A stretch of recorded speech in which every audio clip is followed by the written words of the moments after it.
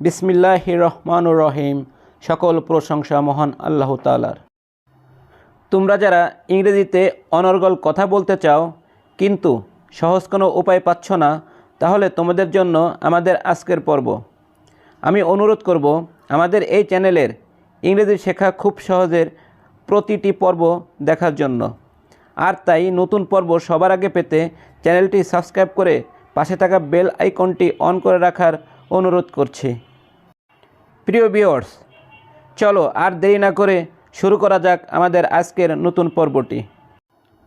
প্রিয় বন্ধুরা, গত পর্বে আমরা ইংরেজি শিক্ষা খুব সহজের ফর্মুলা নাম্বার 54 শেষ করেছিলাম। আজ আমরা 55 ফর্মুলা থেকে শুরু করব। চলো তাহলে শুরু করি ফর্মুলা নাম্বার 55। অতীতকাল বোঝালে এ ছিল যুক্ত ক্রিয়ার ইংরেজি করার জন্য ভার্বের পাস্ট টেন্স বসে। যেমন ধরো, ইয়ে ছিল, ইয়ে ছিলাম। বন্ধুরা, ফর্মুলাটি আমি আবার বলছি। অতীতকাল বোঝালে এ ছিল যুক্ত ক্রিয়ার ইংরেজি করার জন্য ভার্বের পাস্ট টেন্স বসে। আমি তাকে রাতে দেখেছিলাম। I saw him at night. I saw him at night. সে গত বছর বইটি কিনেছিল। He bought the book last year. He bought the book last year. প্রিয় ভিউয়ার, চলো পরবর্তী ফর্মুলাটা শিখে নেই। বর্তমানকালে প্রশ্নবোধক বাক্যে এসে, এসি যুক্ত ইংরেজি ক্রিয়ার ইংরেজি করার জন্য হ্যাভ অথবা হ্যাজ এবং ভার্বের পাস্ট পার্টিসিপল বসে। বন্ধুরা, ফর্মুলাটি আমি আবার বলছি। বর্তমানকালে প্রশ্নবোধক বাক্যে এসে, এসি যুক্ত ইংরেজি ক্রিয়ার ইংরেজি করার জন্য হ্যাভ অথবা হ্যাজ এবং ভার্বের পাস্ট পার্টিসিপল বসে। যেমন, সে কি কাজটি শেষ করেছে? সে কি কাজটি শেষ করেছে? Has he completed the work? Has he completed the work? তুমি কি অঙ্কটি করেছো? তুমি কি অঙ্কটি করেছো? Have you done the sum? Have you done the sum? প্রিয় ভাই বোনেরা, এবার আমরা ফর্মুলা নাম্বার 57 শিখব। অতীতকালে প্রশ্নবোধক বাক্যে ইয়া ছিল, ইয়া ছিলাম যুক্ত ক্রিয়ার ইংরেজি করার সময় ডিড বসে। প্রিয় ভাই বোনেরা, ফর্মুলাটি আমি আবার বলছি।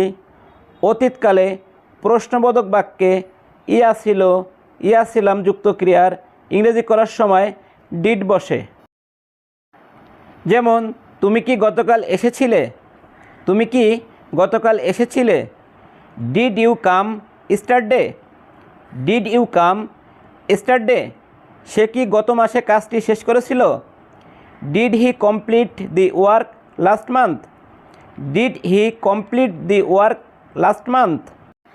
যে সমস্ত ভাই বোনেরা আমাদের এই চ্যানেলে নতুন, তাদেরকে বলছি, আমাদের এই চ্যানেল থেকে প্রতি 2 দিন ইংরেজি, 2 দিন আরবি এবং 2 দিন কোরিয়ান ভাষার ক্লাস নেওয়া হয়।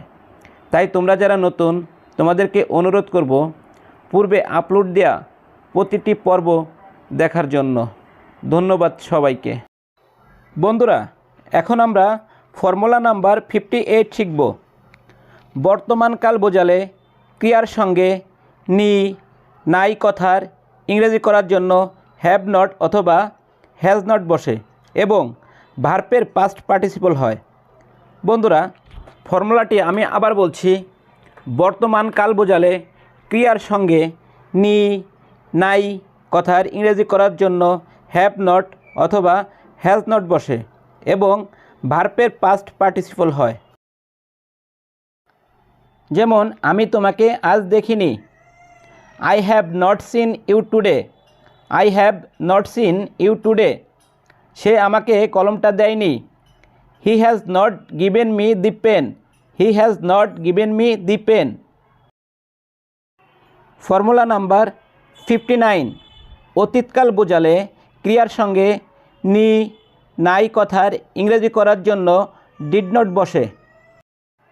যেমন আমি তোমাকে গতকাল দেখিনি, I did not see you, I did not see you, আমি তোমাকে গতকাল দেখিনি। রহমান মাঠে যায়নি, Rahman did not go to field, Rahman did not go to field, Rahman মাঠে যায়নি। ফর্মুলা নাম্বার 60, বাংলা বাক্যে যে ক্রিয়ার সঙ্গে এ, ছিল, ল, ত যুক্ত থাকলে তার ইংরেজি করার জন্য ভার্বের পাস্ট টেন্স বসে। বন্ধুরা, ফর্মুলাটি আমি আবার বলছি, বাংলা বাক্যে যে ক্রিয়ার সঙ্গে এ, ছিল, ল, ত যুক্ত থাকলে তার ইংরেজি করার জন্য ভার্বের পাস্ট টেন্স বসে। যেমন সে দিনের বেলায় এসেছিল, he came during the day, he came during the day, সে আমাকে খুব ভালোবাসতো। She loved me very much, she loved me very much. Formula number 61, এ, ছিল, ল, ত, তে যুক্ত ক্রিয়ার সঙ্গে কি প্রশ্ন থাকলে তার ইংরেজি করার সময় প্রথমে ডিড বসে।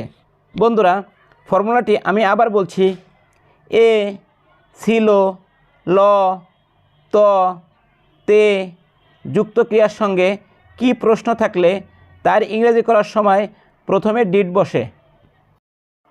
যেমন তুমি কি গল্পটি জানতে, did you know the story, did you know the story, Rahim কি সেখানে গিয়েছিল, did Rahim go there, did রহিম গো দেয়ার। প্রিয় বন্ধুরা, এখন আমরা ফর্মুলা নাম্বার 62 জানব। বাংলা বাক্যে যে ক্রিয়ার সঙ্গে নি, তা না, ল না যুক্ত থাকলে তার ইংরেজি করার সময় ডিড নট বসে। ফর্মুলাটি আমি আবার বলছি, বাংলা বাক্যে যে ক্রিয়ার সঙ্গে নি, তা না, ল না যুক্ত থাকলে তার ইংরেজি করার সময় ডিড নট বসে। যেমন আমরা শব্দটি শুনিনি, we did not hear the sound, we did not hear the sound, বালকটি নিয়মিত স্কুলে যেত না। The boy did not go to school regularly, the boy did not go to school regularly.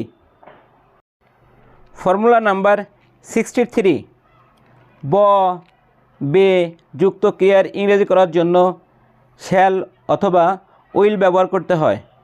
বন্ধুরা, ফর্মুলাটি আমি আবার বলছি, ব, বে যুক্ত ক্রিয়ার ইংরেজি করার জন্য শ্যাল অথবা উইল ব্যবহার করতে হয়। যেমন আমি পড়ব, I shall read, I shall read, আমি পড়ব। তুমি খেলবে, you will play, you will play, তুমি খেলবে।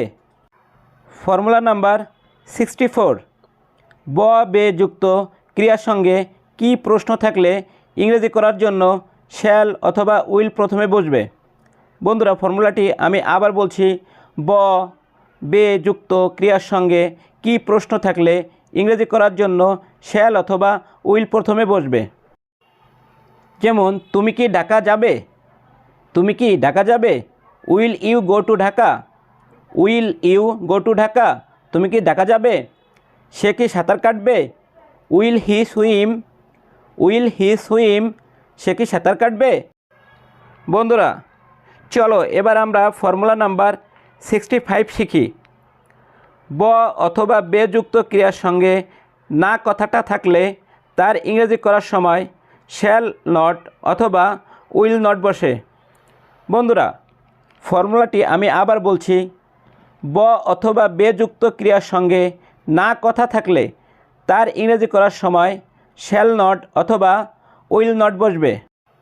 বন্ধুরা, যেমন ধরো আমি আজ স্কুলে যাব না, I shall not go to school today, I shall not go to school today, আমি আজ স্কুলে যাব না। সে আজ খেলবে না, he will not play today, he will not play today, সে আজ খেলবে না। বন্ধুরা, আজকের পর্ব থেকে এখানে বিদায় নিচ্ছি। কথা হবে পরবর্তী পর্বে। সে পর্যন্ত সবাই ভালো থাকবে, সুস্থ থাকবে।